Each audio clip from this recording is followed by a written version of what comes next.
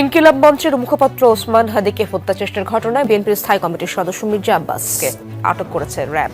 ইনকিলাব মঞ্চের আন্দোলনের মুখে ওসমান হাদির খুনের নির্দেশদাতা গ্রেপ্তার মির্জা আব্বাস, 127 কোটি টাকার রহস্য উন্মোচন।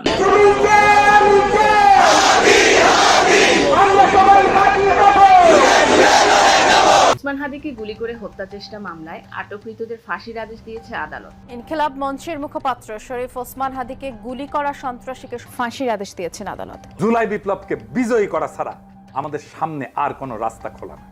প্রফেসর ইউনূস বিপ্লবকে লক্ষ্যভ্রষ্ট করেছে। আমরা আবার সেই বিপ্লবকে সম্পন্ন করব, বিজয় করব। প্রয়োজনে আবার এক নদী রক্ত পাড়ি দেব, কিন্তু বিজয় নিয়ে ঘরে ফিরব ইনশাআল্লাহ। ইনকিলাব জিন্দাবাদ। কেন্দ্রিক টার্গেট কিলিং এ ভারত ও আওয়ামী লীগের গুপ্ত হামলার পরিকল্পনা ফাঁস। আগামী পরশু থেকে আমাদের টিম প্রবেশ করা শুরু করবে শুধুমাত্র ঢাকা এবং চিটাগং কেন্দ্রিক। বাকি কিছু খুলনা কেন্দ্রিক হতে পারে, সেটা পরিস্থিতি বিবেচনায়। প্রিয় দর্শক, ওসমান হাদিকে যে খুন করেছে সে আর কেউ নয়, সে হচ্ছে বিএনপির মির্জা আব্বাস। প্রিয় দর্শক, ইতিমধ্যে বিএনপির মির্জা আব্বাসকে র্যাব গ্রেপ্তার করেছে বা র্যাব আটক করেছে। প্রিয় দর্শক, এরকমটাই চাঞ্চল্যকর একটি তথ্য আমাদের সামনে এসেছে। প্রিয় দর্শক, মির্জা আব্বাস নাকি 127 কোটি টাকার বিনিময়ে ওসমান হাদিকে ফয়সালের মাধ্যমে গুলি করে হত্যা করেছে। এই হত্যার মূল টার্গেটটি ছিল সে ঢাকা ৮ আসনে যেন জয়যুক্ত হতে পারে এবং ক্ষমতা গ্রহণ করতে পারে বা ক্ষমতায় আসতে পারে। প্রিয় দর্শক, একজন মানুষ ক্ষমতার লোভে বা ক্ষমতা আসার লোভে কতটুকু নিকৃষ্ট হলে একটি মানুষ অন্য একটি মানুষকে টাকার বিনিময়ে মেরে ফেলতে পারে, প্রিয় দর্শক, তা হয়তো এই মির্জা আব্বাসকে না দেখলে আমরা বুঝতাম না। প্রিয় দর্শক, ইতিমধ্যে মির্জা আব্বাসকে র্যাব গ্রেপ্তার করেছে বা আটক করেছে। প্রিয় দর্শক, এরই সাথে ওসমান হাদির খুনি যারা ওসমান হাদিকে খুন করে বা গুলি করে ভারতে পালিয়ে গিয়েছিল, তাদের মধ্যে কিন্তু ইতিমধ্যে দুজনকে গ্রেপ্তার করেছে এবং এরকম একটি তথ্য জানিয়েছে ভারতের আইন শৃঙ্খলা বাহিনী। প্রিয় দর্শক, যাদেরকে ভারতের আইন শৃঙ্খলা বাহিনী গ্রেপ্তার করেছে তাদেরকে অতি তাড়াতাড়ি বাংলাদেশে পাঠিয়ে দিবে এবং তাদেরকে ফাঁসির রায় কার্যকর করে ফাঁসি দেওয়া হবে। প্রিয় দর্শক, এরই সাথে সাথে বেশ কিছু আরো চাঞ্চল্যকর তথ্য এই ভিডিওতে উপস্থাপন করা হয়েছে। প্রিয় দর্শক, আমি আশা করছি এই ভিডিওটি সম্পূর্ণ দেখলেই বুঝতে পারবেন। তো প্রিয় দর্শক, যারা ভিডিওটি অন করেছেন তারা ভিডিওটি না টেনে সম্পূর্ণ মনোযোগ সহকারে দেখবেন। তো প্রিয় দর্শক, আমি আর বেশি কথা বাড়াতে চাই না, চলুন দেখে আসি সেই আজকের কাঙ্ক্ষিত ভিডিওগুলো। তবে তার আগে বলি, যারা এখন এই চ্যানেলটি সাবস্ক্রাইব করেননি তারা সাবস্ক্রাইব করে পাশে থাকা বেল আইকনটি বাজিয়ে দিবেন, আর যারা ইতিমধ্যে এই চ্যানেলটি সাবস্ক্রাইব করে রেখেছেন তাদেরকে অসংখ্য ধন্যবাদ। তো চলুন দর্শক, আমরা একটা লাইক দিয়ে ধারাবাহিকভাবে ভিডিওর সকল বিস্তারিত আলোচনা দেখে আসি। ওসমান হাদিকে হত্যার পরিকল্পনা এবং এর ছক করা হয়েছিল আরো আগে। কখন, কোথায়, কিভাবে গুলি করে কোন কোন রুট ধরে পালিয়ে যাবে, এর সবই ছিল পূর্ব নির্ধারিত। এ ঘটনায় এক দুজন নয়, নানা পর্যায়ে জড়িত আরো অনেকেই। কোন রুট ধরে কিভাবে রাজধানী ছেড়েছে সন্দেহভাজন ফয়সাল আর আলমগীর, তার খোঁজ করেছেন আমাদের অনুসন্ধানী টিম। 12 ডিসেম্বর 2025 শুক্রবার জুমার নামাজের পর অটোরিকশায় করে যখন ওসমান হাদি রাজধানীর বিজয়নগরের বক্স কালভার্ট রোডে বাইতুস-সালাহ জামে মসজিদের সামনে পৌঁছান, ঠিক তখনই সেখানে পৌঁছায় আগে থেকে ফলো করতে থাকা মোটরসাইকেলের দুই আততায়ী। প্রশ্ন হলো, এত সিসি ক্যামেরা, এত নিরাপত্তা বেষ্টনীর মধ্যেও রাজধানীতে দিনে দুপুরে কিভাবে এমন একটা কর্ম সংঘটিত করে পালিয়ে যেতে পারেন আততায়ীরা?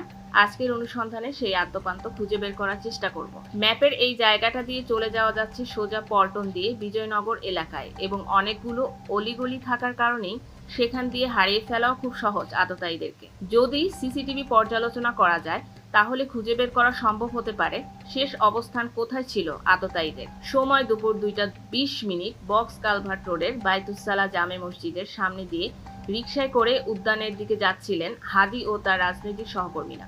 হাদির রিকশায় ছিল হাদি সহ আরো একজন। হঠাৎ মোটরসাইকেলের দুই আততায়ী পেছন থেকে গুলি ছোড়ে ওসমান হাদির মাথাকে লক্ষ্য করে। এরপরেই দ্রুত বেগে হাদির রিকশা পেরিয়ে পালিয়ে যায় আততায়ীরা। এরপর মোটরসাইকেল কোন রুট ধরে কোথায় গিয়েছিল আরো কয়েকটি ভবনের সিসি ক্যামেরা ফুটেজে দেখা যাচ্ছে মোটরসাইকেল সোজা রাস্তা ধরে বেরিয়ে যায় বক্স কালভার্ট রোড ও মসজিদ রোডের সংযোগ সড়ক ধরে। এরপর বক্স কালভার্ট রোডের মূল সড়ক পেরিয়ে দ্রুত গতিতে এগিয়ে যায় সেগুনবাগিচার দিকে। সেখান দিয়ে বের হওয়ার কয়েকটি রাস্তার মধ্যে একটি হচ্ছে গুলিস্তান, অন্যটি বিজয়নগর এবং সোজা শিল্পকলা। মোটরসাইকেলটি সোজা শিল্পকলার রাস্তা ধরে ভেতরে চলে যায়। সেখান দিয়ে বের হওয়ারও আরও 3টি রাস্তা, তার মধ্যে শিল্পকলা ভবন, অন্যটি প্রেস ক্লাব এবং আরেকটি কাকরাইল মসজিদ সড়ক। ঠিক কোন পথে গেছে মোটরসাইকেলটি? সেগুনবাগিচা এলাকার আরেকটি সিসি ক্যামেরা ফুটেজে দেখা যায় দ্রুত গতিতে মোটরসাইকেলটি এগিয়ে যায় শিল্পকলা একাডেমির রাস্তা ধরে। শুক্রবারের দুপুর রাস্তা যানবাহনের সংখ্যা একেবারেই কম। শাহবাগ হয়ে এক রাস্তা ধরেই মোটরসাইকেলটি যায় মিরপুরে। তারপর মিরপুরের পর আর ব্যবহার হয়নি মোটরসাইকেলটি। নাম্বার ধরে এর মালিককে গ্রেফতার করে পুলিশ। সে এখন 3 দিনের রিমান্ডে। ইনকিলাব মঞ্চের মুখপাত্র শরীফ ওসমান বিন হাদির উপর হামলাকারী ফয়সাল করিম মাসুদ ওরফে দাউদ খানের স্ত্রী ও শ্যালক সহ 3 জনকে আটক করেছে র্যাব। তবে ফয়সাল করিমের ব্যাপারে এখনো নিশ্চিত করে কিছু বলতে পারছে না আইন শৃঙ্খলা বাহিনী। ফয়সালের স্ত্রী সামিয়া, শ্যালক শিপু ও বান্ধবী মারিয়াকে আটক করা হয়েছে বলে র্যাবের সদর দপ্তরের গণমাধ্যম শাখার একটি সূত্র আমাদের নিশ্চিত করেছে। ওই সূত্র বলেছে, গত 24 ঘন্টায় ঢাকা ও নারায়ণগঞ্জের বিভিন্ন এলাকায় অভিযান চালিয়ে 3 জনকে আটক করা হয়। তাদেরকে আজ পুলিশের কাছে হস্তান্তর করা হয়েছে। এদের নিয়ে আজ পর্যন্ত সর্বমোট 6 জনকে আটক করেছে আইন শৃঙ্খলা রক্ষাকারী বাহিনী। 3 জনের মধ্যে ফয়সালের স্ত্রী ও শ্যালক ছাড়াও অন্যজন অর্থাৎ ফয়সালের বান্ধবী মারিয়া সাভারের জাহাঙ্গীরনগর বিশ্ববিদ্যালয়ের পাশের এলাকার গ্রিন জোন নামক একটি রিসোর্টের কর্মচারী। জানা গেছে, কিলার ফয়সাল ও তার সহযোগী আলমগীর ওসমান হাদিকে গুলি করার আগে ওই রিসোর্টেই অবস্থান করছিল। অন্য একটি সূত্র বলছে, ইনকিলাব মঞ্চের মুখপাত্র শরীফ ওসমান বিন হাদিকে হত্যা চেষ্টার ঘটনাটি দীর্ঘ পরিকল্পনার ফসল। কারণ খুনের চেষ্টাকারীরা কৌশলে তার পাশেই দীর্ঘদিন ধরে অবস্থান করছিল এবং হাদিও তাদের উপর আস্থা রেখেছিলেন। ফয়সাল করিম দাউদকে বিভিন্ন সময় হাদির পাশে অবস্থান করতে দেখা গেছে। এ কারণে এটি দীর্ঘ পরিকল্পিত একটি হত্যা চেষ্টার ঘটনা বলে মনে করছেন তদন্তে যুক্ত কর্মকর্তারা। ধারণা করা হচ্ছে, হাদিকে হত্যা চেষ্টার পরিকল্পনা দেশের বাইরে বসে করা হয়েছে। মূল টার্গেট ছিল খুন করা। পরিকল্পনা বাস্তবায়নের দায়িত্ব দেওয়া হয় দেশে অবস্থান করা প্রশিক্ষিত কিলারদের। এদের গ্রেপ্তার করা অসম্ভব হলে মূল রহস্যভেদ করা যাবে। তবে পুলিশের দায়িত্বশীল একটি সূত্র জানাচ্ছে, সন্দেহভাজনরা এর মধ্যে গোয়েন্দা জালে উঠে এসেছে। এখন তাদের হেফাজতে নেওয়া সময়ের ব্যাপার মাত্র। সন্দেহভাজনদের তালিকায় রয়েছে 7 সদস্যের একটি প্রশিক্ষিত দল। জানতে চাইলে ঢাকা মহানগর গোয়েন্দা পুলিশের দায়িত্বশীল এক কর্মকর্তা নাম প্রকাশ না করার শর্তে বলেন, প্রাথমিকভাবে এটি একটি কন্ট্রাক্ট কিলিং চেষ্টার ঘটনা বলে মনে করা হচ্ছে। এ ঘটনায় এখন পর্যন্ত বিভিন্ন সিসি ক্যামেরার ফুটেজ দেখে 7 জনকে সন্দেহের তালিকায় রাখা হয়েছে। এর মধ্যে অনেকে গ্রেপ্তারের কাছাকাছি পর্যায়ে। একটি সূত্র মতে, হাদির উপর হামলার ঘটনায় দুবাইতে অবস্থান করা এক শীর্ষ সন্ত্রাসী যুক্ত থাকার আলামত মিলেছে। এই সন্ত্রাসী সম্প্রতি 2 দফা ভারতে গিয়েছেন এমন তথ্য রয়েছে। ওই সন্ত্রাসীকে একটি পক্ষ হত্যার কন্ট্রাক্ট দেয়। তারপর দুবাইতে বসে হাদির উপর হামলার নির্দেশ দেন তিনি। সূত্র মতে, অনেক আগে থেকেই তার হয়ে কাজ করে আসছিল ফয়সাল করিম দাউদ। দাউদ শার্প শুটার হিসেবে পরিচিত।